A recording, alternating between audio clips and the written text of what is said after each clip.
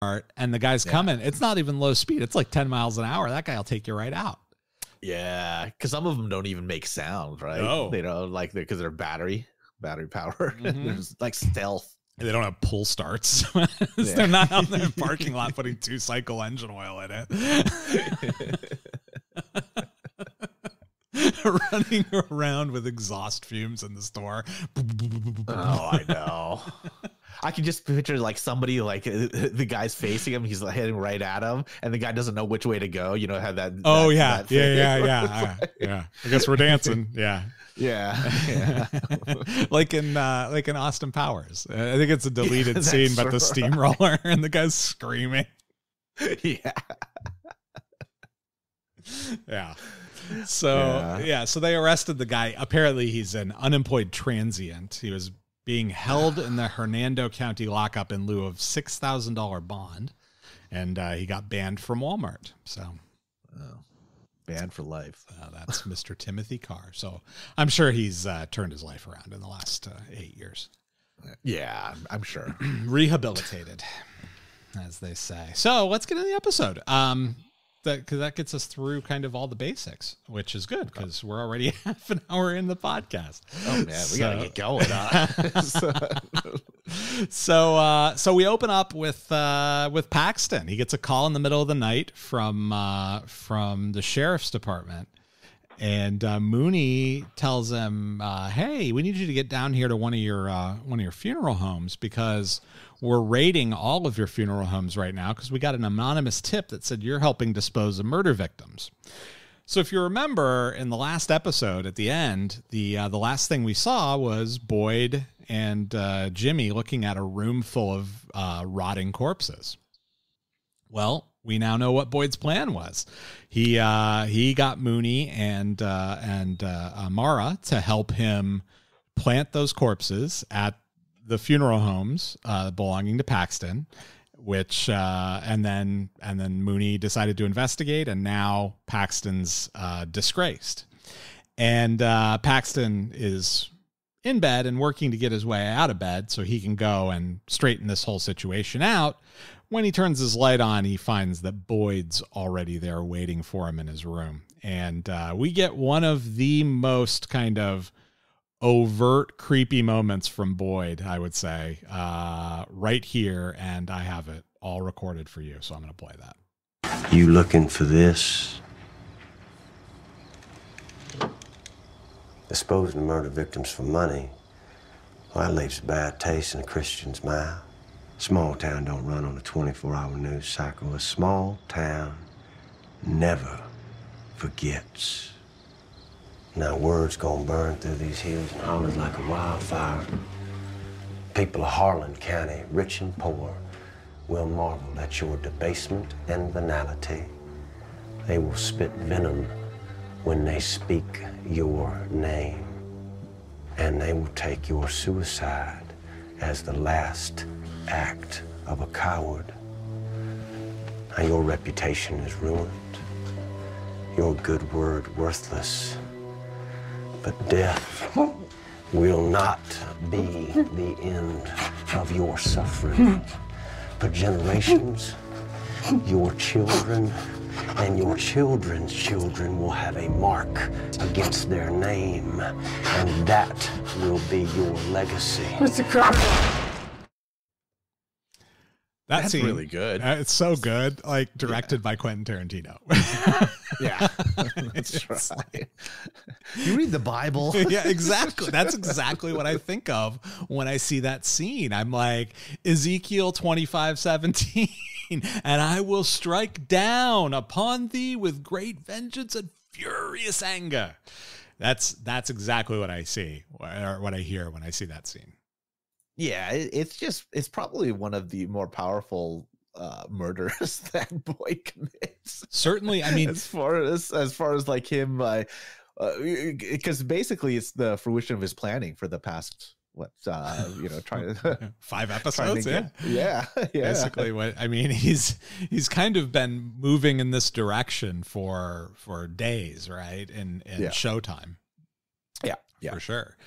And I mean, we see Boyd commit a number of murders over the course of the series. Not too many, but a number.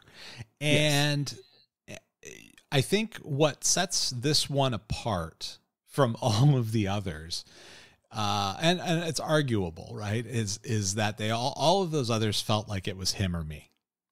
And for Boyd, right? It's like the first thing, one of the first things we see Boyd do on film is murder somebody who wants to join his gang. Yeah, because he thinks he's a FBI informant.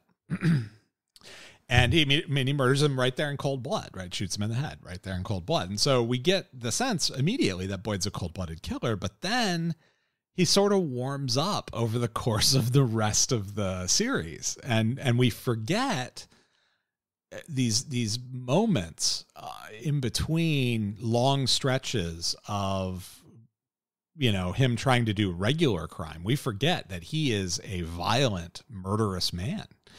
And this is a very good reminder of that, and how chilling it is to watch him just kind of march across that room, speaking the whole time. Just like, how much did he rehearse that? Did he rehearse it at all? Or is he speaking off the cuff? That's even more terrifying if he's speaking off the cuff.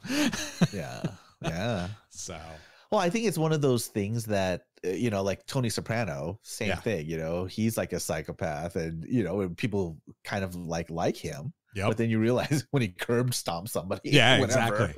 You know, he's a violent guy. But yeah, it's that like that. Yeah. And you know, right up until Tony, maybe I shouldn't say this. You know what? It's been out for 20 years. People watch the damn show. Right up until Tony kills Christopher, I think the people that Tony was killing generally were not liked by the audience, right? Yeah. Ralphie Cifaretto. Like, nobody deserved to be strangled and beaten to death in his own kitchen more than Ralph Cifaretto did, right? So it's you sympathize because you like Tony and you want to like Tony right up until that point where he kills Christopher, and then you're like, oh, wait a minute. Maybe this guy's not such a good guy anymore. Yeah. And here we are with Boyd. We still kind of root for him because he's an anti-hero, but at the same time, you know, he could kill anyone at any time. And we can't forget that. He's just as dangerous as Wynn Duffy. He is just as dangerous as Theo Tonin. He is just as dangerous as any of those crows. And we can forget that because they shave some of the edges off of him. Yeah. So, his genteel manner. So, yeah. So Paxton's dead.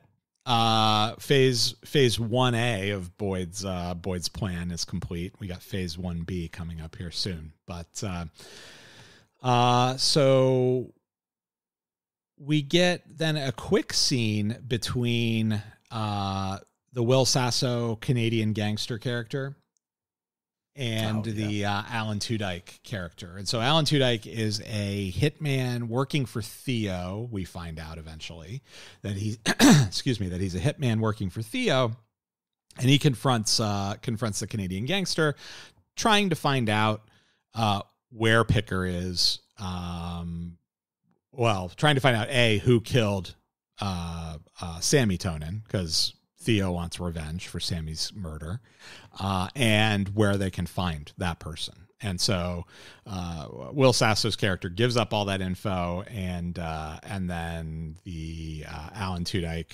character kills him. So he's not also long dead. For this world. No. Not long for this. So world. we get 2 murders in the first 10 minutes of this episode. So and we're not done yet. Nope. Call in the CSIs because there's some bodies dropping. We're gonna need a refrigerator truck in Harlan County.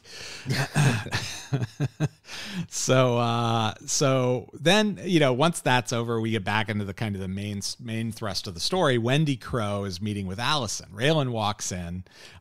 Wendy Crowe's there. She's meeting with Allison. Supposedly she's taking Kendall to Miami. And Raylan shows up and he can't figure out, he is still puzzled by Wendy Crowe. And as we know, Raylan is puzzled by women in general. Aren't we all? But Raylan especially. And so he can't figure out, he's suspicious of her because she's a crow, but at the same time, she's pretty. So maybe she's not like the rest of them and she's an innocent in all of this, but he doesn't know. And so he has a little conversation with her about whether she's innocent or whether she's in it at all. And he tells her, hey, I'm going to be looking to revoke Daryl's parole. So I like that whole interaction that she has with the Amy Smart character. Like, you know, like she mentioned, oh, you're texting each, you know, like that I think that kind of threw Raylan off as well a little bit, you know, like in that interaction at the office with where he was checking up on Kendall and she was leaving. Yeah.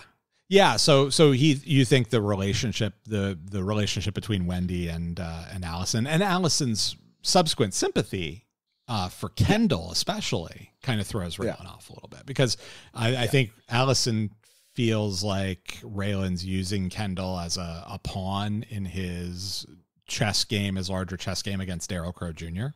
Yeah. And we talked a little bit about this last episode, right? Where we think that it's actually a little bit deeper than that. We think Raylan sees a little bit of himself in Kendall, and you know, we see it again here. He gives Kendall some money for the crappy coffee machine so he can get a hot chocolate, which is apparently hooked up to the septic, as Kendall says.